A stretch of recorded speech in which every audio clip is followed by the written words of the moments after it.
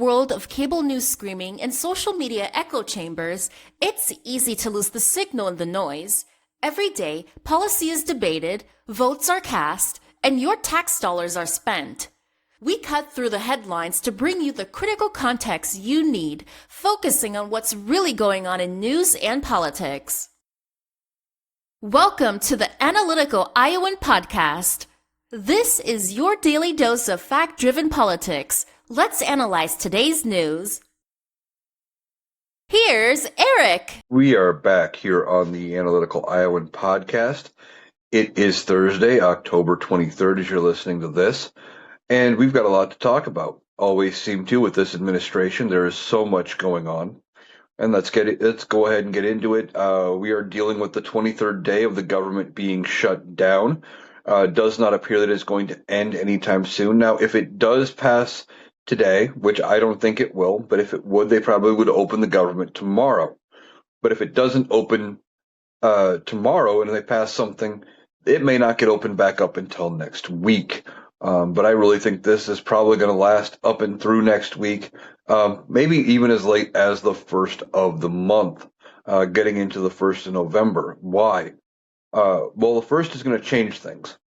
As people start missing their food stamp payments and people start going hungry, they are going to be getting pissed. And as those stories of people going hungry and not having access to food hit, Republicans are going to be the ones taking the blame. Because they're not there, at least the House of Representatives isn't there doing any negotiations. Thank you, Speaker of the House, Mike Johnson. He is not having any votes. He is constantly canceling votes and just saying, well, pass the CR.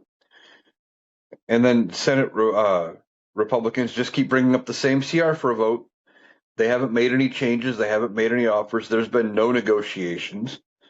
Donald Trump held a meeting earlier this week where he talked to Senate Republicans, and when he was talking to them at this luncheon, they said, well, do what you have to do, get the Democrats to sign off on the CR. Do not cave, do not negotiate, don't give them anything. So it sounds like all sides, Republicans do not want to give anything here in these negotiations. So the blame falls squarely with them. Now you're going to have Republicans and MAGA coming in and try to say, well, Republicans need to pass this clean CR. Democrats should sign off on it because Republicans would always vote for clean CRs under Democrats. And there's differences here. And the two big differences is, one, the Affordable Care Act subsidies expire at the end of the year. Republicans keep promising we'll talk about it later. Here's the problem. There's not much later left. Later is here because we're down to about 2 months, a little over 2 months to the end of the year. And by the time the first of the month rolls around, we'll be down to under 2 months to the end of the year. So how much later is there as places have to start getting their healthcare premiums out, et cetera? They need to know what that's going to look like, and what they're going to charge people for their insurance and what the coverage is going to be and everything like that. So I think Republicans may be facing a November 1st deadline, but they've got something else on the horizon too, as to why they may have to come back and actually vote on something. Now, Mike Johnson has been trying to tell Senate Democrats, just pass our clean CR and we will come back and, we'll talk about it. Well, it's not a clean CR, first of all. We talked about the Affordable Care Act subsidies expiring, but as I've talked about in numerous videos, in between the last CR and this one, the Republicans passed the One Big Beautiful Bill, which cut spending to a lot of programs, including Medicaid, cut like $1 trillion from Medicaid over the next 10 years. And did all of that. Well, that's not a clean CR by comparison because it's not keeping funding at previous levels. It's keeping it at new levels that Democrats didn't agree to. So the levels that Democrats had agreed to in March are gone, and they agreed to it in good faith, and Republicans said, yeah, screw you, we're going to change it anyway. So beyond that, Mike Johnson may have to bring the House back to actually negotiate. Why? Well, look at the calendar. We are on the 23rd day of October. Now, the next, or the CR that they have passed in the House that they passed in early September or mid-September expires on like the 21st or the 17th of November, something like that, middle to end of November. Even if they pass it right now, they may not have enough time to negotiate anything else and trying to get funding, even later. And they may be dealing with right around Thanksgiving, having to deal with another government shutdown and the government going into a shutdown right around a holiday. And I don't think either side really wants that. I don't think they want to see the government shut down through Thanksgiving or into December. But if they don't negotiate, there may not be an end in sight here. So Republicans might have to bring the House of Representatives back because of the calendar, because of the simple fact there's only a few weeks left in what that CR would cover. And it didn't say in the CR, from the way I understand it, they didn't say, well, we're going to fund the government for 7 weeks or something. It specifically had a date in there, and that date was either the 17th or the 21st. I've heard both. And it doesn't really matter if it is the 17th or the 21st. That's only a 4-day difference. Either way, it's ending quickly if they do pass it today. They'd open the government back up for a couple of weeks, and it would be right back to shut down. So that doesn't solve any problems, especially if they're not negotiating and not getting anything done. But when Mike Johnson brings up the House back in for a vote, he's got a problem. Because once he brings the House in for full session to vote on anything or to even discuss voting on, another CR, let's say maybe it kicks the can down the road to January. Then he's asked to swear in Representative Grijalva. And Representative Grijalva ends up becoming the 218th signature on the discharge petition. So what could happen? Well, she signs the discharge petition. And as Mike and I, the Rational Boomer, have talked about on his podcast, it's entirely possible that Donald Trump uses the Speaker of the House as a way to end up hiding this discharge petition for weeks because he doesn't want to have it see the light of day. He's trying to juggle all of these negative things around him, and it's not working. He can't keep everything going and everything away from the media. So maybe he tries to use the Speaker of the House. And what would he do? Well, maybe he calls up one of his friends in the House even before they vote on the, discharge petition and says, vacate the chair. He didn't keep it hidden. He's calling it for a vote. Get rid of Mike Johnson. So they vote to get rid of Mike Johnson. Now, Democrats have no reason to save Mike Johnson at this point, other than pissing off Donald Trump. And so they could potentially vote against Mike Johnson. Now, maybe they save him if it's before they open the government back up, just because it would, by losing the Speaker of the House, it would be harder to negotiate. It would be harder to do anything because the House would grind to a complete stop if there is no Speaker. So by doing that and saying, well, we're going to let them vote out the Speaker and we're not going to save him, they would be saying we agree to extend indefinitely the government shutdown until you guys vote in the Speaker. And I don't think they want to do that. But then once they vote the government back into session, if they pass something, Donald Trump may still say, well, you still need to get rid of him. Mike Johnson may not survive this. He may not be Speaker by the end of the year.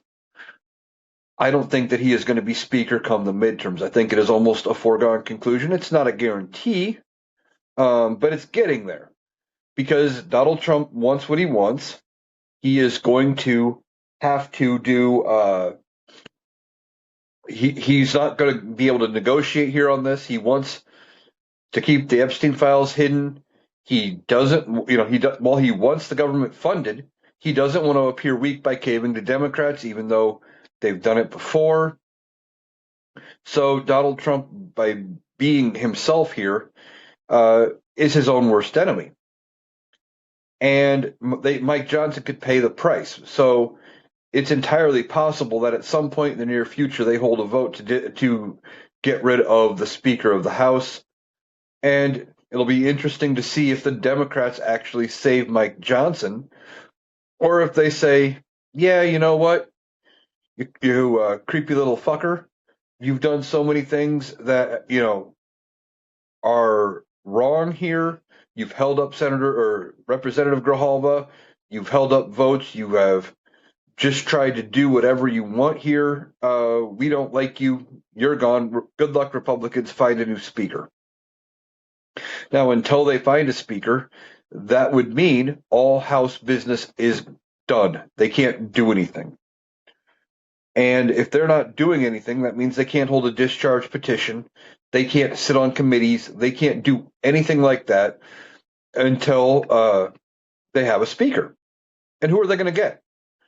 There's not really that many Republicans in the House of Representatives that I can think of that would actually be a decent Speaker of the House, and that would want the leadership role, and that could get to 218 votes. I mean, it took them 3 weeks last time to come up with Mike Johnson, and we didn't even expect them to vote him back in when they took Congress back over in January. But they did because they didn't really have anybody else. So we'll see if Mike Johnson survives the year as Speaker. I don't know if he makes it to the midterms. Either way, after the midterms, I think Democrats take the House back. I'm thinking 30 or 40 seats, maybe even more, depending on how this government shutdown goes, how things go between here and there, and how sentiment is. If the economy continues to look like shit, like it has been, if things are still unaffordable and people can't afford anything, well, why would people vote Republicans back into power? Now, typically in history, the party in power loses 30 or 40 seats in the House during the midterm elections. Now, that did not happen in Biden's midterm. I think they only lost like 20 seats, something like that, barely gave Mike Johnson a majority, and nothing got accomplished. So if Democrats take control of the House and the Senate after the midterms, they're going to be controlling a lot of what is going on here. They're going to control what gets passed, what budgets go through, and they're not going to get a bunch of spending cuts passed. Excuse me. They're going to end up just being able to, pass bare bones things. But the big thing that the Democrats are going to be able to accomplish by having control of the House is investigations. And believe me, there are going to be lots of congressional investigations. Calling Kristi Noem and the Department of Homeland Security in, asking questions about ICE and what ICE is doing and who ICE is hiring. Because we're hearing that a lot of them can't even pass the physical requirements to be agents and things like that. And how they're not giving people due process, not giving them access to their rights. And whether you like it or not, because MAGA will tell you that it shouldn't be this way, everybody inside the United States does have certain rights, and you have to, in order, before you can even say, well, you're undocumented, you're an illegal alien, you need to leave, you have to give them certain rights to prove that. And MAGA hates that fact. They hate it with a passion. And right now, ICE is just trying to ignore all of it and do what they want. Well, there are going to be congressional hearings when when Democrats are back in control of the House, asking what's going on with this. They're going to be looking into a lot of things, including the ballroom that Donald Trump is building. And those congressional investigations are not going to be good for Republicans going into 2028. And I don't think Republicans are terrified of Democrats having any sort of vote or any sort of sway over the 2028 elections by having these public hearings. It's going to be a bad day for Republicans, and they are really worried about all of that. Some of the other things that could be investigated by Republicans or by Democrats in the House of Representatives beyond ICE and the ballroom. Donald Trump himself could be brought up on an impeachment investigation yet again. I know they are worried about whether or not Donald Trump gets impeached. That has been something they've been talking about. Specifically, Speaker of the House Mike Johnson has talked about midterms and says, well, if the Democrats retake the House, it's almost a guarantee Donald Trump gets impeached again. Well, gee, why would you say it like that? Now, you want us to believe that it is because the Democrats are these evil people and that they're just doing it because they hate Donald Trump. And that's not true. It's a simple fact of look at all of the things Donald Trump has done that are illegal, that shouldn't have been allowed to happen, but because Republicans in Congress are spineless and just cave to Donald Trump at every turn, that they end up needing to deal with it, and Democrats are going to be holding investigations on all of those events. Now, some of the things that Donald Trump has done that are illegal, but look at shuttering some government agencies. Those shouldn't be allowed to be just taken apart and shut without any congressional approval, because Congress had passed budgets and funds and things like that for these agencies. Yet Donald Trump wants to ignore all of that and just say, yeah, well, it doesn't matter. We're going to do things our way and it's okay. No, it's not. But Donald Trump, again, doesn't care about any of that. He wants his way. So he's just been doing it. And Congress hasn't been pushing back at all. So he's getting away with doing a lot of this stuff. Problem is, Democrats are going to be holding investigations into what's going on.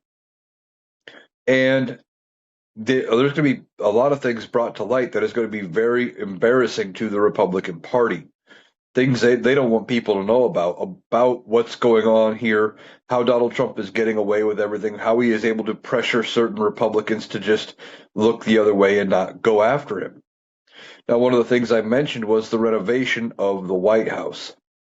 Well, it really looks like they're not doing anything with any sort of care. There are ways you are supposed to go about renovating historical buildings, specifically ones that may have asbestos in them, like the East Wing of the White House. They're not doing any of that. They've got no approval from anybody to do it.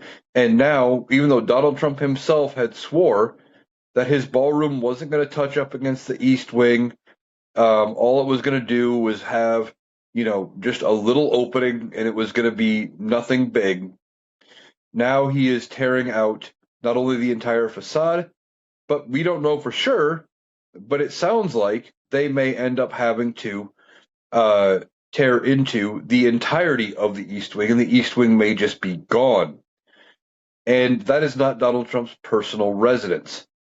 He lives there, sure, but he gets it rent-free from the American taxpayer. It is bought and owned by the U.S. government.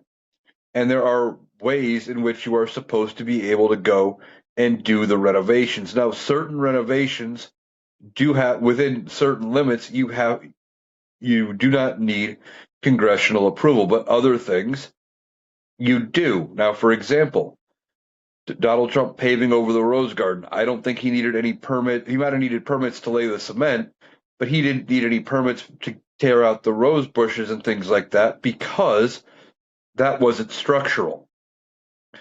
And, if you go back to Jimmy Carter put solar panels on the roof of the White House, and Ronald Reagan took them back out. Again, those within limits, not as big of a deal as what we are talking about here. Now, Republicans are trying to apologize, MAGA specifically. They are coming in, well, he's the president. He can just do that. He doesn't need approval from anybody. Yes, he does. It is not his house. He is doing all of this. And as Mike and I over on the Rational Boomer podcast talked about a little bit, we are discussing this idea that Donald Trump might be doing this trying to build his legacy. He's talking about getting this ballroom done, and he wants to build the Arc de Triomphe or Arc de Trump, that we don't need. all about building a lasting legacy so people remember Donald Trump. Here's the thing. Donald Trump is going to go down in history as a very notorious president, a very nefarious president. He is going to go down as the worst president in American history when it's all said and done. He is going to be somebody who is remembered, but for all of the reasons he doesn't want to be, for being incompetent, for having great changes to presidential power. And I think ultimately it wouldn't surprise me if they pass something in Congress after he is out of office, maybe an amendment or two to the Constitution. And I know that's a high bar to get done, trying to change how presidential authority works, who can be elected president, etc., all because of Donald Trump. And while he is, wanting to work about his legacy, that is ultimately going to be his legacy, is going to be the indictments that follow his term, the criminality that is going to be remembered with his term, and all of the investigations and any changes to presidential power that Congress has to come in and make as a result of him being in office. Now, with this tearing down of the East Wing to build this gaudy, 90,000 square foot ballroom, it is going to be bigger. The ballroom itself is going to be bigger than the general White House.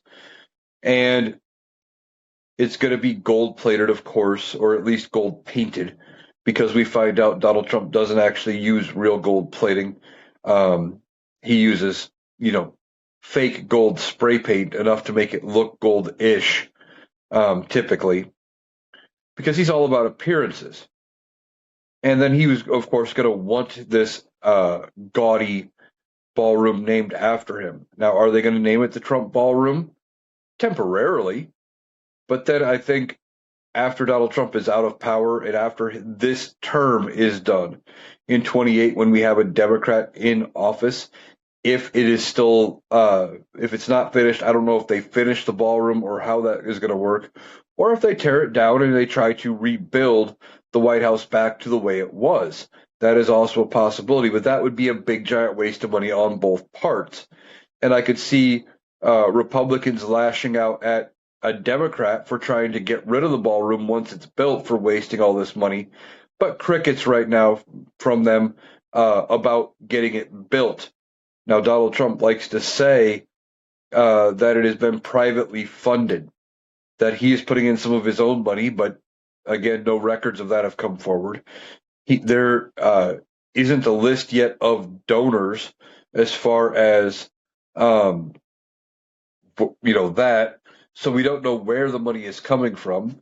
And then Donald Trump is trying to sue his own DOJ for $230 million, which was conveniently the price tag of the ballroom.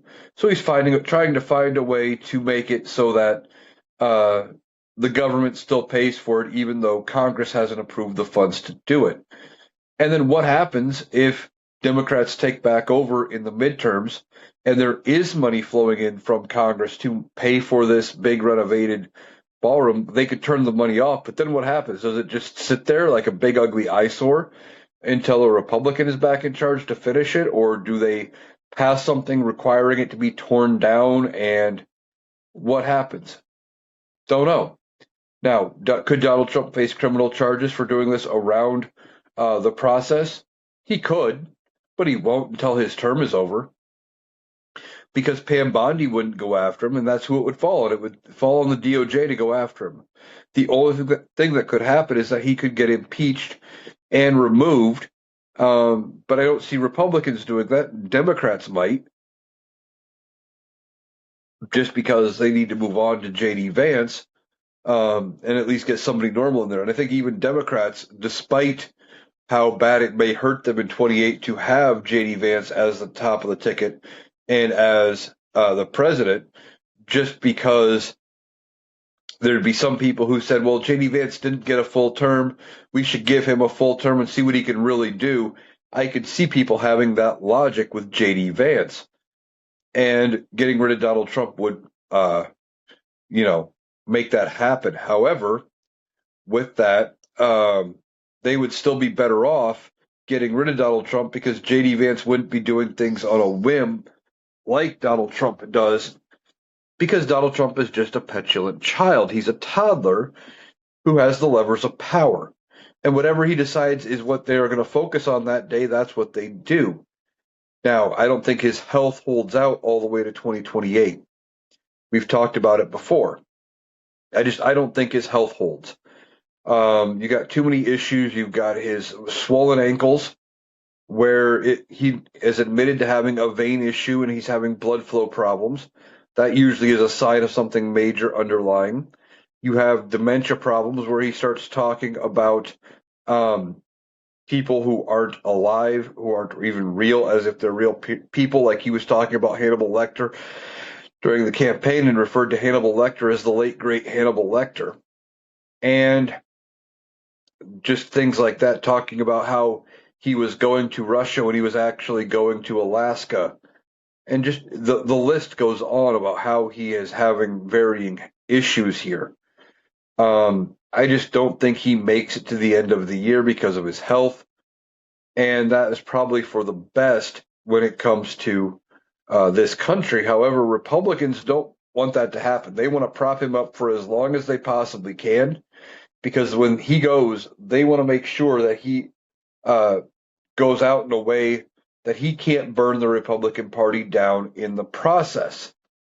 And how would he burn the Republican Party down? Well, imagine a scenario like this. Public outcry over the House of Representatives or the White House renovations gets loud enough that they end up doing something in the House of Representatives.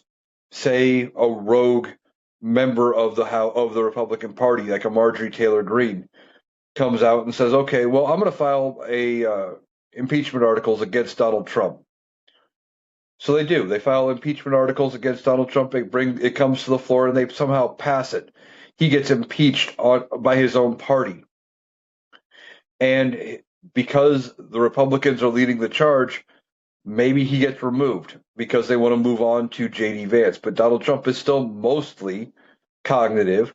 And I say that mostly because, like I said, he talks about people who aren't real as if they are, and then comes around and says things like, he's going to Alaska, all of that. Like, he has his own issues, but he can still get his points across. So if they happen to impeach and remove him now, he would burn down the Republican Party and J.D. Vance around it, letting out the cat out of the bag of everything that he knows. He would turn Republican sentiment, because there's at least 30% of this country, or 30% of the Republican Party even, that will believe anything Donald Trump says. And they turn around and he'll say, well, he'll do all of this out on Truth Social, etc.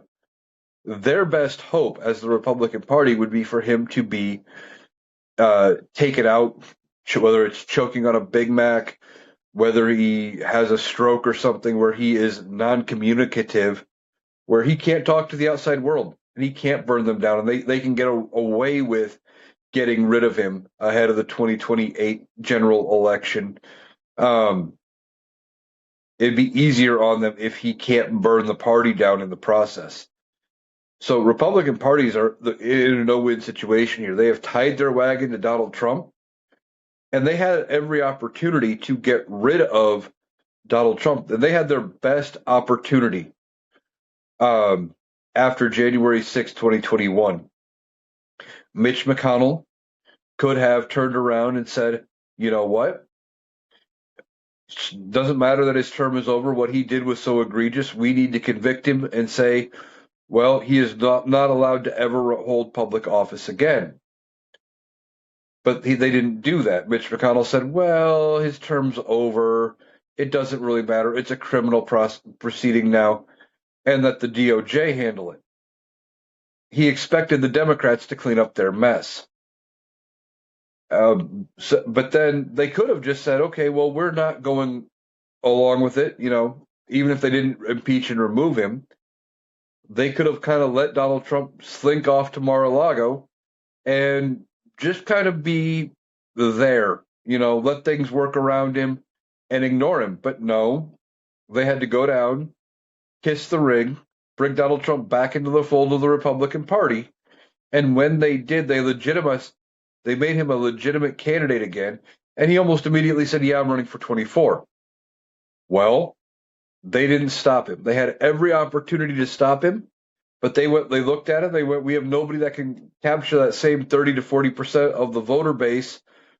And what are we going to do? We want a chance to win in 24, so we're going to go with Donald Trump. It's a dumb idea, but they didn't have a choice. Or didn't think they had a choice anyway. Republicans are tied to Donald Trump at this point. It's too late for him to walk away, and they know it. They are screwed with everything that happens to Donald Trump. But when it all comes out, there's going to be a lot of things found out, and everybody who is connected to Donald Trump, a lot of these politicians, that information is going to see the light of day. And I think there's going to be a lot of people who are facing criminal prosecutions. There's going to be people facing public backlash, and there's going to be a lot of people who may not be welcome back in the world of politics because of their connections to Donald Trump. So even though it is not a midterm election year or a general election year, there are major races going on this year in November, and that's only a few weeks away. And two of those are the race for governor of Virginia and governor of New Jersey. And I think both of those are going to end up going toward the Democrats. Now, if I wasn't sure about Democrats winning in Virginia before the government shutdown, I am now. Why? Well, because the government shutdown is affecting a lot of people who work in the federal government. And a significant number of them live in Virginia. So you got people who are now currently furloughed, don't know when they're getting paid, and they have to blame somebody. They're going to blame Republicans. So are they going to be voting in a Republican, even on the state level? Maybe not. Same with New Jersey doesn't have to deal with the federal government, but lately they have been more of a blue state. And I think they're probably safer, but I think Republicans are watching both of those races, trying to figure out whether or not they've got a chance to win. And I don't think they do. And I think they're going to see how bad the percentages are, and I think it's going to change their perspective on a lot of things. Now, it is entirely possible that if we haven't reached a deal by these elections as the results come in, that may be something that spurs Republicans on to actually negotiating and coming up to some kind of a term and to some kind of a resolution to this so that they open the government back up, because they're going to get blown away in these elections, I think, and it's probably going to be more lopsided than people are expecting. So they're watching that. And then you have the mayoral race in New York City. Now, I'm not in New York, I'm in Iowa, so I don't have a dog in the fight. But when it comes to the mayoral race, I think this Mamdani, I think he ultimately wins, in part because he's got the Democratic nomination and because the other two people are not serious candidates. You got Cuomo, who had resigned after major allegations, I believe, of sexual harassment. I could be wrong about that, but I'm pretty sure that was the reason he resigned as governor of the state of New York. And then the other guy who's running as a Republican, who I can't think of, I know he had other issues as well. But it's a foregone conclusion, I think Mamdani wins. And Donald Trump is threatening, of course, all kinds of things to happen to New York City if he wins, of sending in the military and withholding funds, etc. I would like to see him try that, because New York, in general, as a state, is a donor state where they give more money to the federal government than they receive. So they could probably find a way to cover the differences with state funds and be okay if those funds don't come in. A lot of the funds that they do use are for other projects, and even Republican members of Congress from New York are saying, yeah, we can't really stop the funding for those projects because it's going to hurt Republicans too. But Donald Trump doesn't care about that. New York is a democratically controlled state. And he wants to go after people that he views as wronged him. So he doesn't care. He's going to do what he wants to do. Then there's the other race that people are watching, and that is Prop 50 in California. Now, Prop 50 is the race where they have taken it to the voter on whether or not for basically, I don't know if it's one time or if it is until the next census, change the voter maps to draw out 5 Republican-controlled districts in response to what Texas has done by redrawing their maps. And I don't know if Prop 50 is going to pass or not. I would think it would in California, but you never know how these voter measures are going to go. I kind of expected 2 voter measures in Florida to both pass. And while they got over 50%, they had changed the rules that you needed a supermajority and both failed. So you never know how these voter-led initiatives are going to go. But Prop 50, I think, should pass because it would offset what the Republicans are trying to do in Texas. And why are Republicans gerrymandering? Well, they're trying to change the way that the electoral map works, or the congressional map works anyway, to get more seats in their favor. Why? Well, they can't win on policy. They don't have good policies. If they did, they wouldn't need to resort to these level of tricks and tactics. They would end up winning on every election, but they don't. So they are trying to make it harder for certain members of Congress to get reelected, specifically Democrats. Now, this could backfire, in part because you are diluting your voting pool. In some of those districts in Texas that they changed that were Republican, they were Republican by like 63, 64%. They took 10% of that margin out. And now, if everybody votes the way they did before, they think it would be Republican by 54%. Well, that's a big change. And when Republicans aren't going to be very popular coming up in the midterms, I don't think, the economy hurting, people hurting, etc., there is a good chance some of those seats flip. And if they've diluted the voting pool down, it may incentivize Democrats to come out and actually vote and try to vote out some of these Republicans. Now we'll see how all of that plays out and how it all shakes out. But I think Republicans may have screwed themselves over in this process. It wouldn't surprise me. Now, with this restructuring, one of the things they did was, I believe it was Jasmine Crockett, a representative for Texas. She currently doesn't live in the district she represents anymore. They redrew her map and put her house outside of it and put it into a different district.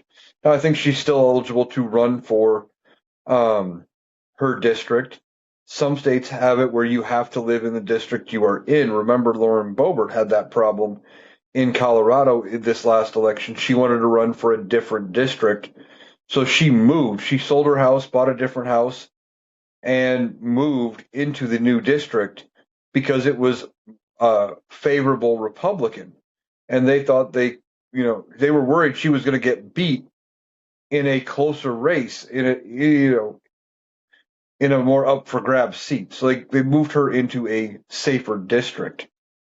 So Jasmine Crockett may have to ultimately end up moving. We'll have to see. I don't know if Texas has that same law or not that requires you to live in the district you represent. Now, looking at the midterms coming up here in Iowa, I think Iowa has a great chance of flipping. Now, some of the names running for Senate, I didn't entirely recognize. I know Marianne Miller Meeks, I think, is one of them. She represents Iowa's 2nd congressional district.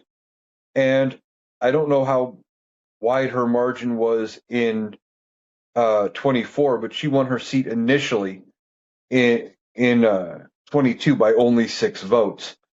And now she is running for statewide office. And the thing is, I think Democrats have a good chance of picking up the Senate race here in Iowa. Now that Joni Ernst is gone, she chose not to run for reelection in part because of some of the horrific things she said. But when you take out that incumbent name and you force people to actually look at candidates, there's a better chance that Democrats win or that the seat flips in general. It happens it happens both ways. Now, in the election where we got Joni Ernst as a senator, a longtime Democrat, Tom Latham, had retired, and people were wondering who was going to run to replace him, etc. I don't remember who the Democratic candidate was, um, but I remember it being a closer race. But because it wasn't an incumbent, it gave Joni Ernst an advantage, and now Democrats are in that same boat going the other direction. So I think Iowa's senator could flip, and I think at least two, maybe three of Iowa's House districts could flip. Now, I don't expect Iowa District 4, which is the northwest quadrant of the state, if you kind of split the state into four, because they're pretty even. If you take I-35 and I-80 and use them as cross sections of the state, you can almost piece out the state as far as your congressional map. But anyway, I don't think District 4 goes to the Democrats. That is a very rural area, and it has been Republican as long as I have been alive. Back when it was District 5, when we had 5 districts, that area still voted in Republicans. I don't think there's been a Democrat in there since the 70s, maybe even longer.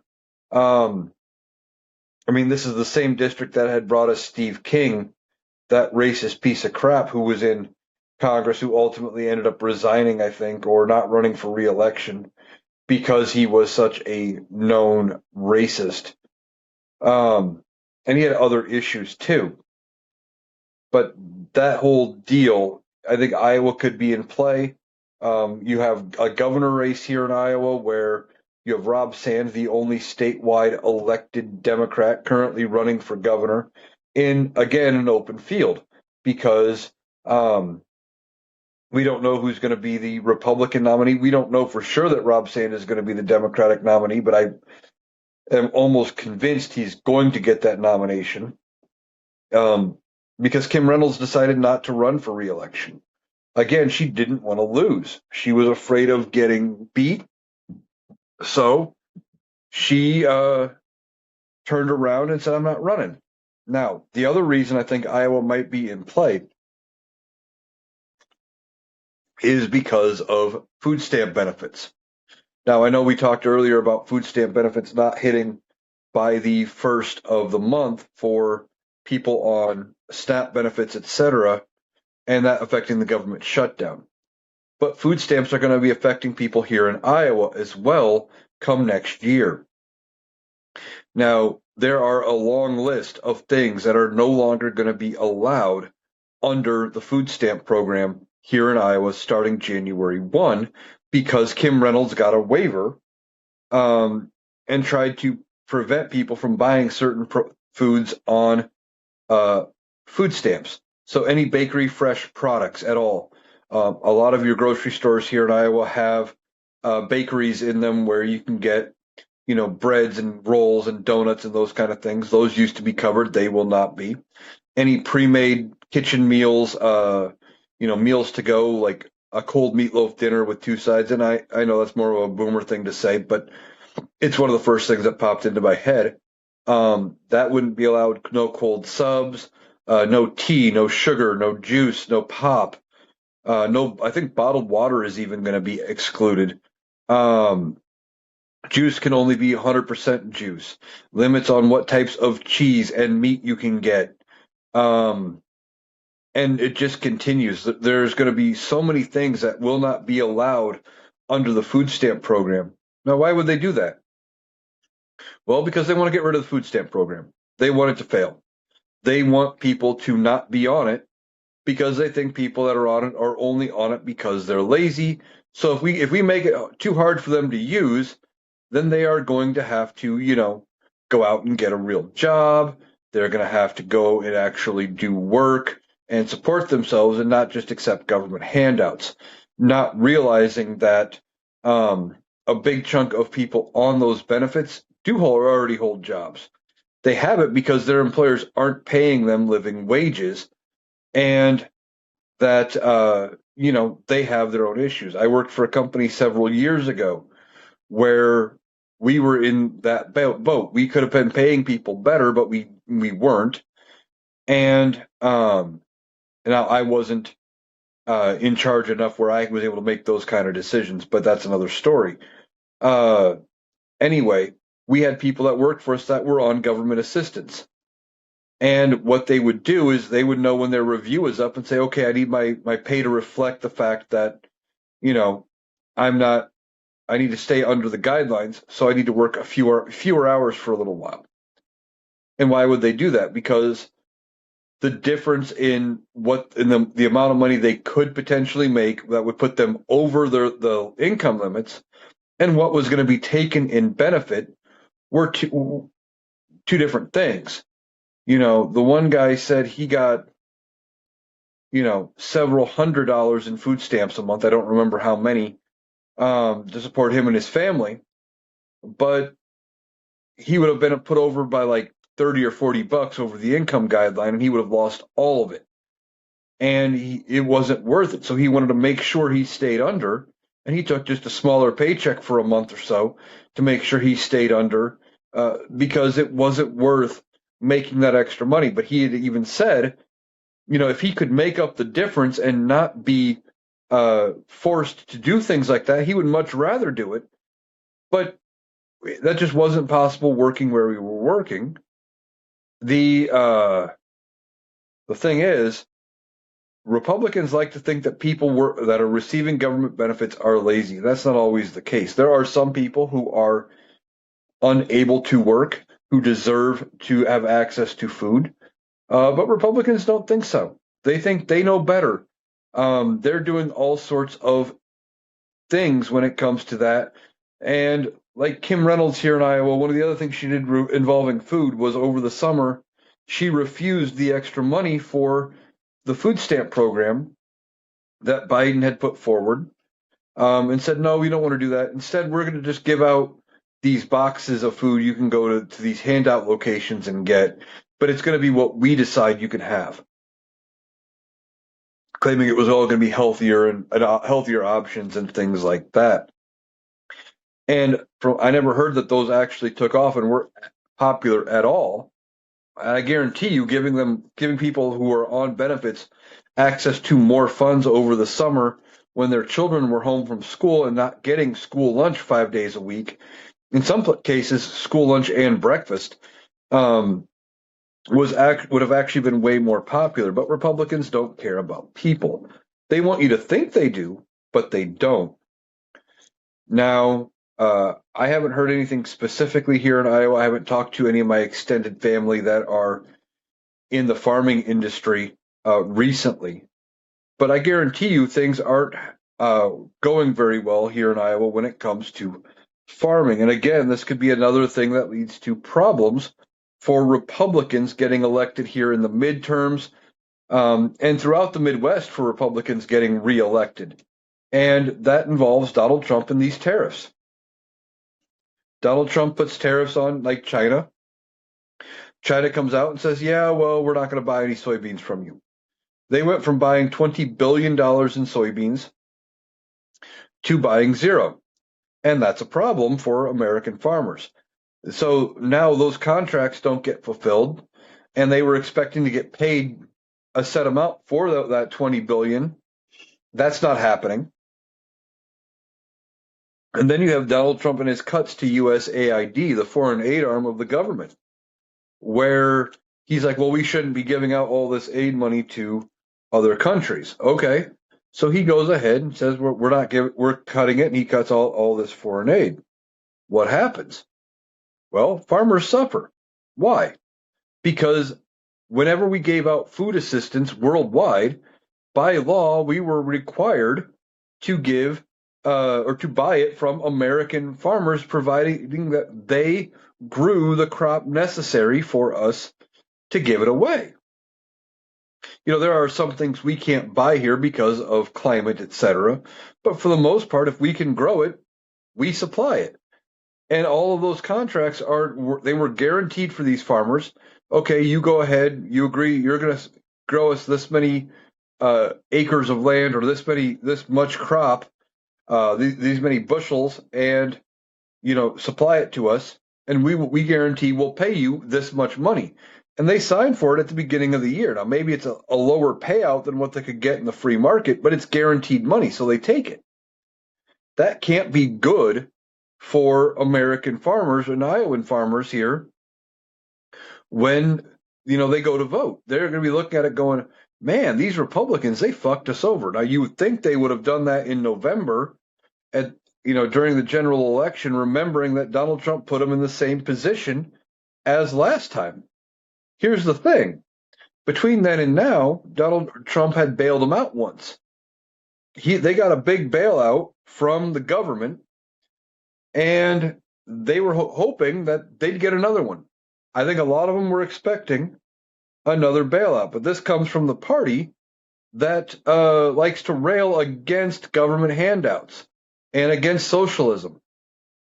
But when it comes to the saving farmers, oh yeah, and I'm not saying we shouldn't save farmers, don't get me wrong. We need American farmers. I have farmers in my extended family. And I feel bad for the ones that got blindsided and didn't see this coming, but how could you not? But they expected a bailout, and now we're hearing that Donald Trump has said, well, yeah, of course we need to do something. But he's been saying they need to do something going on for months. Now, I'm hearing reports that they are opening back up like 21,000 USDA offices nationwide. And those offices are there to facilitate access for farmers to like $5 billion in federal aid, which is money they have sitting there that hadn't gotten distributed because of something or other. I'm not entirely sure where it came from. But it's money that they have figured out they can use to help bail out farmers. But that's a drop into the bucket to what they really need. The first bailout in 2018 was $50 billion, and that wasn't even enough of what they needed, especially considering that they gave them a bailout initially, but that didn't solve they're going to have problems in the next couple of years as well. Because if China continues this boycott and not buying American soybeans, they got to figure out what they can grow, and some of the farmers may switch over to growing corn in those fields. Okay, that's fine. But then there's another problem. You have this administration running to rail against any sort of green energy, which ethanol is part of green energy. And there is an amount of corn that gets grown, specifically we turn into gasoline or ethanol. So if they're going against green energy, that might not be a market. There is an amount of corn that we grow every year to turn into high fructose corn syrup. But RFK Jr., in his Make America Healthy Again campaign, wants to get rid of high fructose corn syrup in a lot of products. So that's gone. So then what happens? Where do they can't grow soybeans, they can't grow corn. What do they grow? Who knows? Maybe they convert it to grassland for a year. Now, there are government programs that do pay for doing things like that. But that doesn't solve their problem long term. And there's going to be more issues, even if they do get this bailout, and that the government ends up being on the helping side for farmers. But no one should be surprised that Donald Trump is putting farmers on the back burner when it comes to this, because, he got what he wanted out of them. He got their vote. And now that he has gotten their vote, he is transactional. There's nothing in it for him. I guarantee you, Donald Trump doesn't care about farmers. He's probably never stepped foot on a farm to do a day's worth of work in his life. Now, yesterday I did this story talking about how his plan to save the beef industry, or to help lower grocery costs and beef costs here in this country, would be to buy beef from Argentina. Okay. Now that sent a lot of American producers and American farmers and ranchers over the edge. They were pissed. Well, they're like, why would you do that? Why wouldn't you help out our industry? Why wouldn't you help out America first? And Donald Trump comes back and basically tells these people, who are in a lot of cases multi-generational farmers and ranchers who have been doing it forever, that he knows more about ranching and farming than they do. He knows more. A guy who was born into wealth in New York, who made his money in New York real estate, well, grifting really, and who has been a mildly successful businessman. And I say mildly successful because of all the bankruptcies. But anyway, I guarantee you he's never stepped foot on a farm and done a day's worth of work on a farm. I know he has been on, I think he was on a farm in Butler, Pennsylvania, and a few other places where they held rallies because he was having trouble getting venues that would support his rally. So he got supporters to donate the use of their farmland. But that just means Donald Trump grifted yet again and got them to donate to him something. But he's never done a day's worth of farm work in his life. So that's just ridiculous. There's no way he knows more about farming and ranching than these people. But that is a typical narcissist thing to say. They will say about somebody else, I know more about your specialized field than you do. Donald Trump likes to believe he is the smartest person in the room on every given topic, and he proved it yet again. All right, that's going to do it today for the Analytical Iowan podcast. I'll be back tomorrow with more stories, but if you like my breakdown, my analysis, I know I was just over there a couple of days ago, but I am again today's guest on the Rational Boomer podcast. Now, Mike had reached out to me, and we ended up recording, and I thought it was going to be for later in the week, but turns out, no, it was for today. So I am today's guest once again on the Rational Boomer podcast. Mike and I had a great discussion, and we do talk about different things than what we did Monday because things have changed in the world of politics. If you're following this and you're following me, there's always stuff going on. So I encourage you to check out Mike, the Rational Boomer. There is a link to his podcast in my bio under affiliated creators. Or search for him wherever you get your podcast. I know a lot of you that follow me came over from Mike and from the Rational Boomer. So, and I appreciate you for doing that. So if you like my appearances over there, I encourage you to check it out. Again, I was the guest today.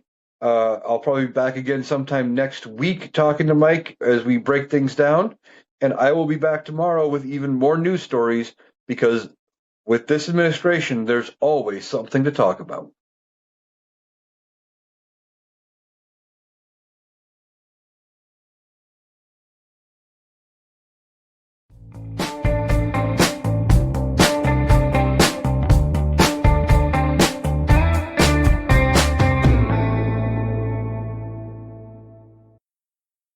That was Eric. That does it for our analysis today. If you appreciated us cutting through the noise to get to the critical context, please make sure you're subscribed to the Analytical Iowan podcast on Spotify and YouTube. We'll be back tomorrow. Thanks for listening.